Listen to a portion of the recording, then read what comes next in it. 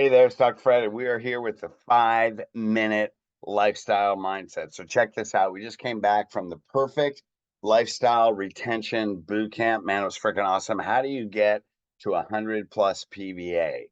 Because that's really lifestyle. So I'm going to go through a few steps that show you how you build that culture, how you get 90% in a lifestyle, and these are the secrets of a 7-figure lifestyle practice. So it's not about the 7 figures.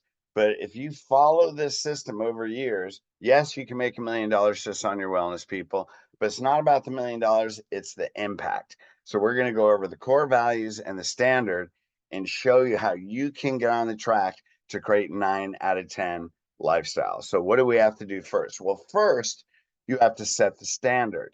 What's that mean? And this is where people blow it because they have the values. They want to take care of the families. They understand their values, but they don't set a standard. Standard is an objective measurement. So there's 2 main standards that if you take these standards with conviction into your heart, train them in your team, and put the strategies and systems in, you can go to any level you want and create a waiting list lifestyle practice. So we set the bar as the focal point. So what's the next step? We have 100% conviction in our team, then we can jump over the bar. So what are the 2 main standards? One, every person where their hand touches the door will know chiropractic is a healthcare lifestyle. Now, there is a way to do it because we're doing it in Elite. But the problem is it is not patient education. Because if patient education was it, you'd have a waiting list practice. You would have 90% living a lifestyle. You would have 80% of those bringing their kids. And if you don't have that, then that means you need a different strategy. And this is what I figured out through studying human behavior. So, what's the strategy? Changing beliefs. If lifestyle is a belief system and lifestyle is a mindset, you're not necessarily changing beliefs with patient education. Now, I'm sure with some people you are, but is it a 90% lifestyle? Because that's the standard. So if you set that bar that that woman's jumping over at 7'2", but you're jumping 6'8", you ain't going to make it.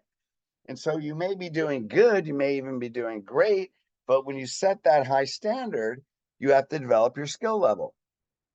And personally, I haven't seen patient education meet those standards. Not every person understanding lifestyle. Now, it doesn't mean you're going to accept every person. We have a patient application system, but they will know that their spine and nervous system is foundational life and health of the body, that they haven't taken care of it. That's why they have the problems they do. And if they don't, it's going to get worse every freaking day until they're in a crisis. So I haven't seen patient education do that on a 90% level. So what's an example of changing a belief? Well, I'll use an example. There was a patient and a spouse. And so we asked the spouse, writing the report of findings, Ms. Jones, it's very important that you're here today. Have you ever been to a chiropractor? Well, yes, I have. Well, I went briefly. I went when I was a kid. Really? And then you think, why would a mother take their son to a chiropractor and then they don't live lifestyle? And that's how you find the belief system, is through curiosity. So I asked him, what'd you go for? Maybe he got his asthma cleared. But he hasn't gone since he was a teenager. So what the heck happened? So I asked him, he goes, well, I played a lot of sports, took me for sports injuries. And I'm like, oh, okay. So how long did you go? Well, I went all the way through high school. And then did you continue playing sports? No. Did you continue going to chiropractor? No. So what's the belief system? So you believe chiropractic is for sports injuries. And he looked at me and he said, yeah. I go, I'm just curious. You're in your mid-40s. Have you ever had back pain since? Yeah. Did you go to a chiropractor? No. I went to a physical therapist. I went to a medical doctor. There's their belief system. Well, chiropractic is for sports injury. Sports injury. Now, I know that doesn't make any sense. But whenever they say something that has no logical sense, you ran into a belief system. And so I said, I'm just curious, Jim, Mr. Jones, whatever, is your wife here because of a sports injury? And that's like, no. So there are other things. that chiropractic can handle? And then he said, yes, that's how you're changing the belief system. Now, we do that in the first 30 seconds of a day 2 report of findings. Otherwise, if you don't clear the belief system, well, she's fine, not asthma, chiropractic for sports injuries, that's where you run into objections. And that's why the things they say make no logical sense, because there's a belief system that they're stuck on that they can't get rid of. And if you can't identify it, you don't clear it. So we set a high standard, and then we have a strategy that meets that high standard, and that's changing beliefs. How do I know? Because we train people to do that. They build a multi-million-dollar practice. Not that it's not millions, and they didn't get into it for millions, but they got into it to get because they set the standard 90% in a lifestyle. Now we have systems. Okay, how do you apply that strategy? Well, I just gave you an example in a day 2 report of findings.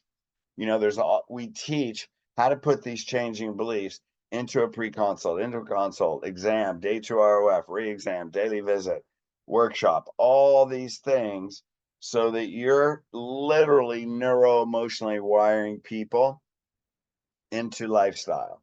Then there's skill development. Let me move this thing here. Then there's skill development. So once you have the standard that sets the height of the bar, once you have the strategy that gets you over the bar, and you apply it into the systems and you jump over the bar, now you have to keep doing it enough times until you master it. Now, let me give you an example here. Check this out. Here's the way they used to high jump. Now, I know this is a small picture, but if you can't see it, that's where they just used to jump over it like you would jump over a fence. Well, they didn't get very high. And then the woman on the right, Dick Fosbury, developed the Fosbury flop. Why? Because they weren't happy with that style. So, in my opinion, the black and white picture is patient education. Keep trying to jump over the same thing.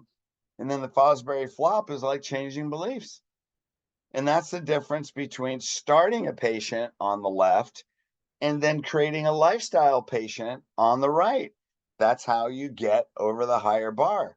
Now, you can jump over the bar like a fence if the bar is low, if your only goal is to start a patient, but then 100% don't know it's chiropractic lifestyle because you take care of for back pain. And then the second standard is you want to affect generations. You're creating a legacy, not a practice. So that means the person in front of you today, if you don't change their belief system, how are you going to get their kids and then raise their kids and their kids and their kids?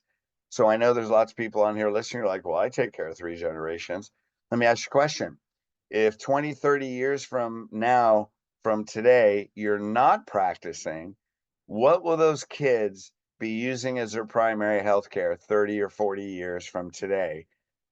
When you've either retired, you're working part-time and you have associates, or you're older like me that's going to be 63 next month and you're going to be over 100 years old and you may or may not be here if you decide. That's a legacy. That's not patient education. Change beliefs, it becomes a belief system. Guess what? When a person finds the Lord, you don't have to remind them to go to church on Sunday. This is how everybody makes their appointments. They bring their kids, they're on time, they live the lifestyle because it's a belief system, it's a principle, and it's a purpose. And that's why it takes you to a higher level. And if you want, can eventually create a waiting list practice. So there you go. So, okay, you guys, that's the story. We just taught this in boot camp too. Hey, go to elitecoachingllc.com. And we have another boot camp series coming up in Atlanta. Man, if you go there, learn how to change beliefs. This will be one of the best years, if not the best, easiest year that you've been in chiropractic. People are starving and thirsting for chiropractic lifestyle. Change beliefs, change their mind, change their life. All right. Love you guys. Peace.